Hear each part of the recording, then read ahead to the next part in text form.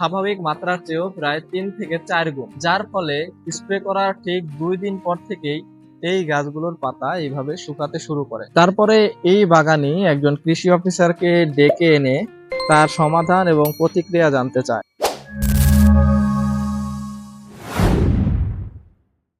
আসসালামু আলাইকুম ওয়া রাহমাতুল্লাহি ওয়া বারাকাতুহু। চাষি আনোয়ার ভাই চ্যানেলের পক্ষ থেকে সবাইকে শুভেচ্ছা এবং অভিনন্দন। সুপ্রিয় দর্শক, আজকে আপনাদের সামনে এমন একটা ভিডিও শেয়ার করব যে ভিডিওটি দেখলে আপনি অবাক হয়ে যাবেন। অলরেডি আপনারা দেখতে পাচ্ছেন আমাদের সামনে একটি গাছ জ্বলে পুড়ে ছারখার হয়ে গেছে।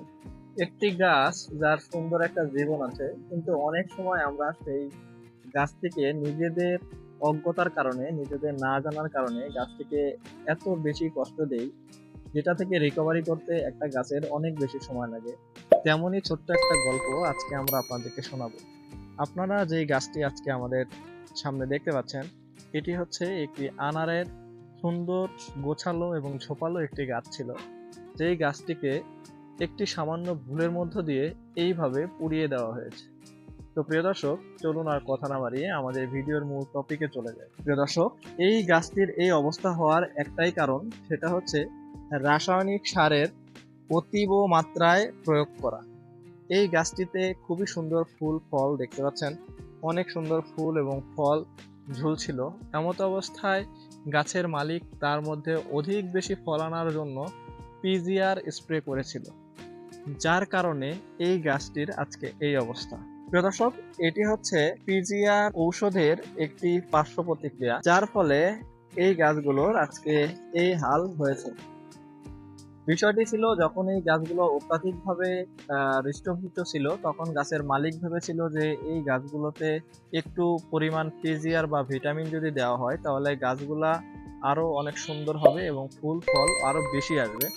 তাই তিনি এই গাছে পিজিআরটি স্প্রে করেন। কিন্তু যখন তিনি দোকানি থেকে এই পিজিআর এর ওষুধটি কিনেছিল, সেখানে দোকানদারকে জিজ্ঞেস করার ফলে সে যেই মাত্রায় ওষুধ স্প্রে করতে বলেছিল, তিনি ঠিক সেই মাত্রায় এই গাছগুলোতে পিজিআর স্প্রে করেছিল।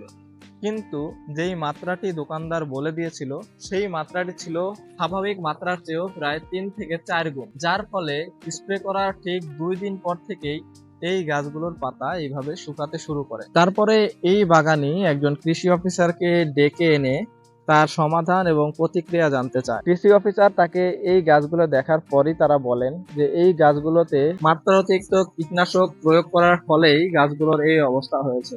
এই গাছগুলো এই অবস্থা থেকে রিকভার করতে বেশ খানিকটা সময় লেগে যাবে, সেটা হতে পারে মিনিমাম 1 থেকে 1.5 মাস। তো প্রিয় দর্শক, চলুন এবার আপনাদেরকে আমরা সেই পিজিআর এর মাত্রাটা এবং ওষুধটাকে দেখিয়ে দেই। প্রিয় দর্শক, এটাই সেই পিজিআর যার কারণে গাছগুলোর আজ এই অবস্থা।